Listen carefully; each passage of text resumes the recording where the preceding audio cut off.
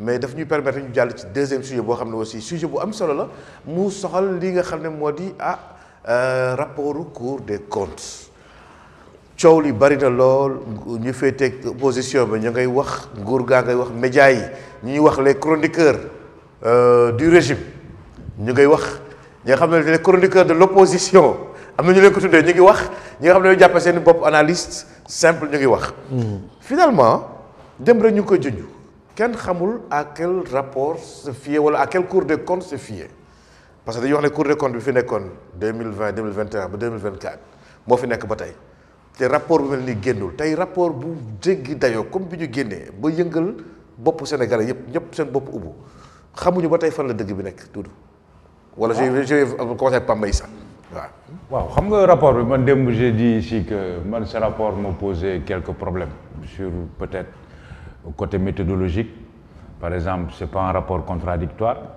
gis naa waa APR ñu génn ñu ne ils vont porter plainte contre diffamation loolu tamit c'est problématique parce que aussi c'est pas parce que da nga nekk institution que yow enfin c'est une question que je pose quoi par exemple ñun tey en tant que journaliste bu ñu jëlee dara teg ko ci ndodd nit te du dëgg nit ki mën na dem porter plainte pour diffamation mais léegi est-ce que institution fut-elle la Cour des comptes est-ce que mën nañu ko porter plainte non est-ce que déjà war na am droit je pose une question est-ce que war na am droit takkal ay nit jéebaane leen ci askan wi te ñooñu may ñu leen sax la possibilité de s'expliquer quoi dans ce rapport loolu tamit parce que ñun même dans le métier de journalisme booy wax dara ci nit mais avant ngay publier affaire bi mais nit ki da nga war a dem nga recueillir son avis qui se défende nga jël lépp nga publier mais man kooku ça me pose problème déjà ñun dañu koy tere en tant que journaliste est-ce que institution war na mën a takkal nit te ci c'est-à-dire ñi takkal foofu par exemple trésorier général bi ñu naan dafa jël xawma ñaata milliards dugal ci compte 15 milliards te bon am na ñu naan affaire bi en fait c'est pas trop ça il y a un problème d'interprétation et que c'était prévu par les procédures SOGEPA voilà mais kooku SOGEPA mi dañ ko jaay building administratif voilà mais ñooñu ñu takkal noonu mais pour man c'est problématique parce que takkal nit aussi amul mënul défendre mënul voilà pour man kooku c'est problématique quoi. oui mais pas mais ça. beneen kii bi. oui c'est-à-dire il y a aussi une manipulation des chiffres. beneen affaire pour mooy problème d'interprétation yi mën a wax SOGEPA mi ngi fii. dette privée yi ñu jël dugal ko ci dette publique bi yooyu yëpp c'est problématique. et puis aussi le timing politique parce que booy xool ñoom début bi bu ñu ñëwee toog on est à presque 10-11 mois. début bi ñoom ñan nga régime bi. régime bi waaw ñi fi bu nekk ñu tey ñëwee toog au début. ñoom dañu ne ils vont faire l'état des lieux bon jot nañ def état des lieux am na ay DG yu ñu nommé ci société yi ñu def ay sorties naan lii nañ fekk ci caisse yi lii nañ fekk ci personnel da nga ko daan dégg début bi mais pourquoi 10 mois après ñu ñëw avec un rapport de la Cour des comptes qui tire sur l'ancien régime politiquement loolu mën nañ ci am ay jàngat c'est-à-dire est-ce que au bout de 10 mois ils se sont rendus compte que promesse yi ñu defoon Sénégalais yi période de grâce bi jeex na et que là les Sénégalais attendent vraiment du concret et que morosité économique bi mi ngi fi ça se fait vraiment sentir est-ce que rapport bi ñëwul pour justifier ñoom seen inaction foofu laay waxee timing politique bi rapport bi fu mu ñëwee aussi c'est suspect et puis ça confirme un peu les propos des leaders politiques du régime aussi donc pour man yooyu yëpp c'est suspect daal enfin mi ngi noonu daal. très bien Pape Maïssa jërëjëf Cheikh Kandé tey Cour des comptes du kuréel bu ndaw du bànqaas bu ndaw ci ñi ngànk réew mi maanaam ñoom ñooy doxal réew mi ñooy saytu te ku xool gëstu bu baax Cour des comptes da nga xam ne ay magistrats yu mag ñuy wóolu seen xam-xam ñuy wóolu seen probité morale lañ fa def bu ñu demee tey ba opposition bi ci milieu APR ñoom dañuy porter plainte Cour des comptes la première question mooy est-ce que Cour des comptes mën nañ ko porter plainte. waaw xanaa ñu auditer Cour des comptes rek peut-être. ñu dem ci vers un audit de la Cour des comptes parce que bu dee lu toll ni Cour des comptes ngay wax muy bëri werante ngay wax ay nit di lire di gis ay erreur ngay bind di weddi ki la jox rapport bi déjà y a un problème par exemple dans le rapport man benn partie rek moo ma ci intéressé ce qui annule tout le reste de ce rapport là et dans ce rapport de la Cour des comptes ils disent au gouvernement que vous nous avez dit que au trésor li ngeen ci fekk ci xaalis ñun bu ñu demee vérifier du loolu lañ fa fekk ci xaalis c'est écrit noir sur blanc. maanaam gouvernement bi toog nii. moo bind régime actuel régime actuel. dañoo ne cour bi ñu demee trésor. nangu lañ fekk ci xaalis Cour des comptes ñëw ñoo ne nekkul ginnaaw bi ngeen waxee voilà. ñun bi ñu defee suñu saytu. Très liñ bien. fa fekk bokkul yéen li ngeen wax. ëpp na fuufu li ngeen wax toll na ci ay. man di fa nekk boo ëpp li nguur gi wax. le triple. D'accord. Nous ont parlé de 180 poussières milliards. La Cour des comptes, après vérification, a trouvé vers 400 poussières milliards dans le trésor public. Ça pose problème. Déjà. Benen bi, comme nous avons décidé de wax ak Sénégalais yi, te mbirum rapport, boko waxé sur le plan technique, tu risques d'avoir aucun Sénégalais qui va te comprendre. Nañu wax ci mbir yi rek. na terre à terre waaw terre à terre quoi. Si. Pour mu gëna fii si lu bees moom day terre à terre ñëpp comprendre. Cet exercice de Cour des comptes, nañu wax Sénégalais yi c'est la première fois qu'un régime puisse le faire.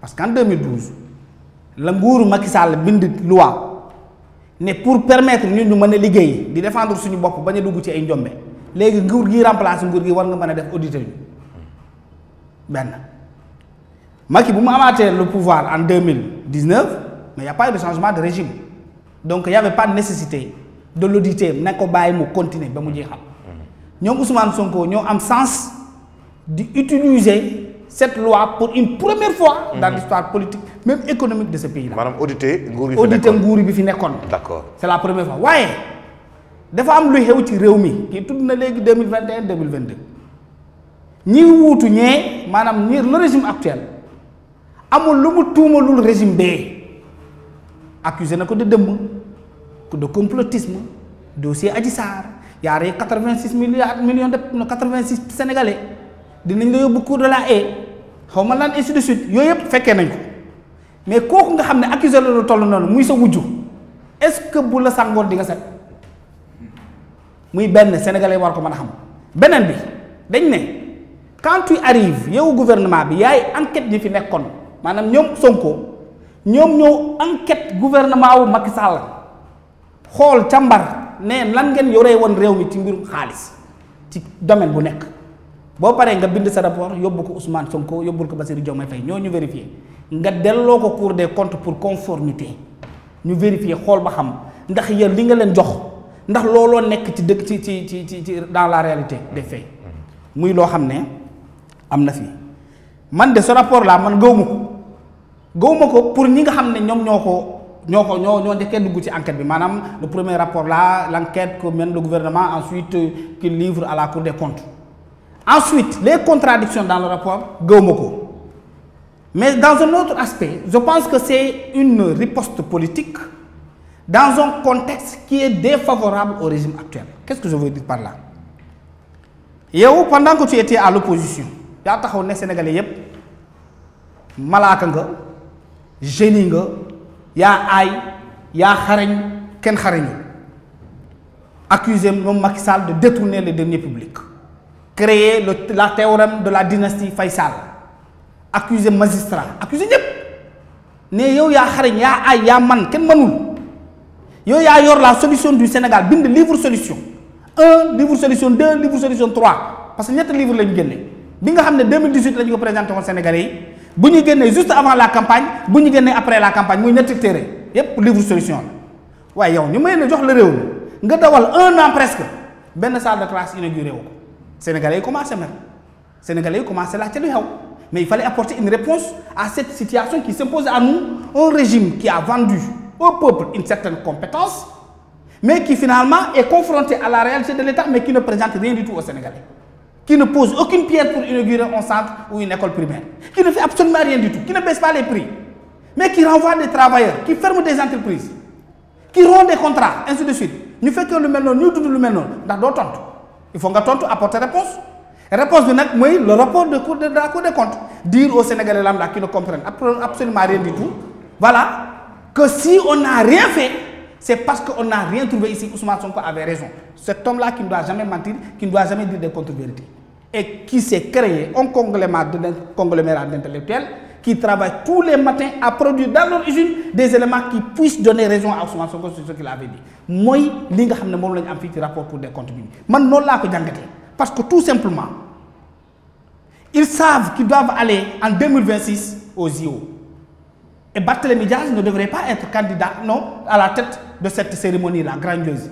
Bon, les Chinois dinañ taxaw andi caméra, Américains dinañ taxaw andi caméra, Japonais dinañ taxaw, fo dem ci aduna dinañ taxaw. Le maire de Dakar, qui a un bilan et qui l'a présenté aux Sénégalais en mi-mandat, ne doit pas prendre part à cette activité-là. Parce que Barthélemy aura au moins un bilan à présenter aux gens. Par contre, ce régime-là n'aura rien du tout à présenter aux Sénégalais. Et il faut éliminer Barthélemy Diaz. Mais quand on élimine Barthélemy Diaz, il faut que nous il organise des élections, il les gagne d'une manière démocratique.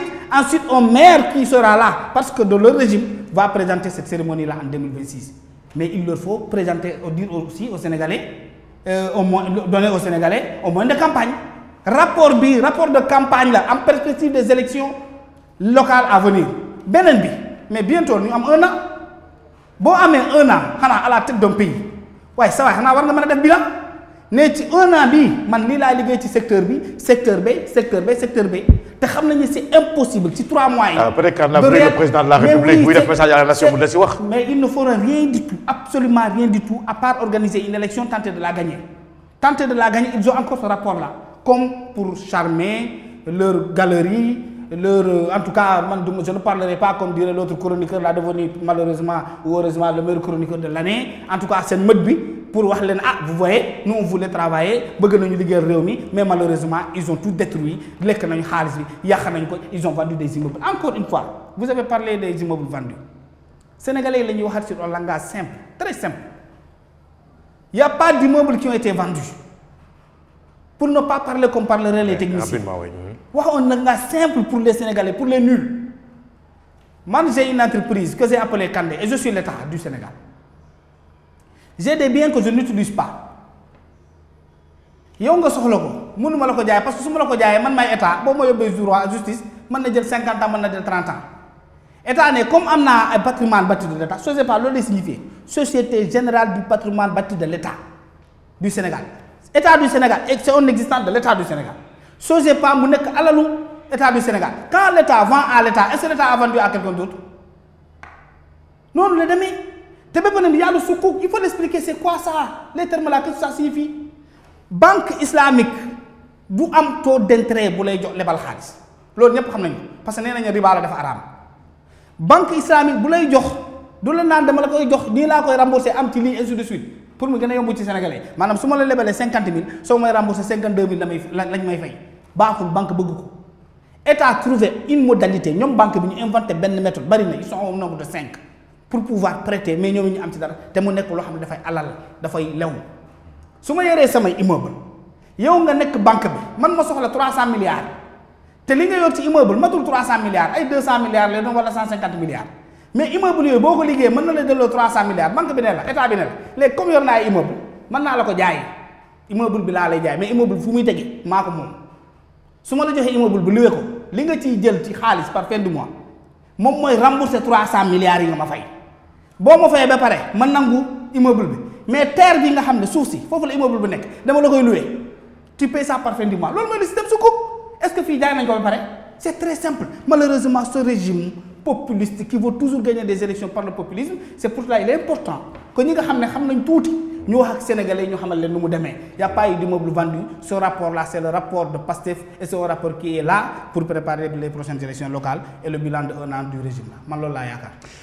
Doudou dañuy dem terminer si ak yow avant ñu dem brève 18 ak Fadima Sia wolof suñuy dégg dafay mel ni ay opposants ñoo taw au régime parce que Kandé na tudd Ousmane Sonko premier ministre na tudd président Bassirou Diomaye Faye wax rapport de complaisance la c'est pour charmer et cetera mais dafay ñëw toujours sur des faits maintenant yow sa gis-gis ci rapport bi tey des hauts magistrats comme ñi nekk ci biir Cour des comptes xalaat nga ñu dem toog def benn rapport boo xam ne c'est juste pour jàppale régime actuel bi fi nekk pour mën a yàq deru nguur gi fi nekkoon. magistrat ay nit lañ magistrat nit la ay nit lañ. oui. magistrat moo toog fii di. waaw mais magistrat dafay waat magistrat dafa jàng métier Cheikh déglu rek. magistrat moo toog fii di juger Ousmane Sonko. ay policiers ak ay gendarme wër ko. mu nekk contumace.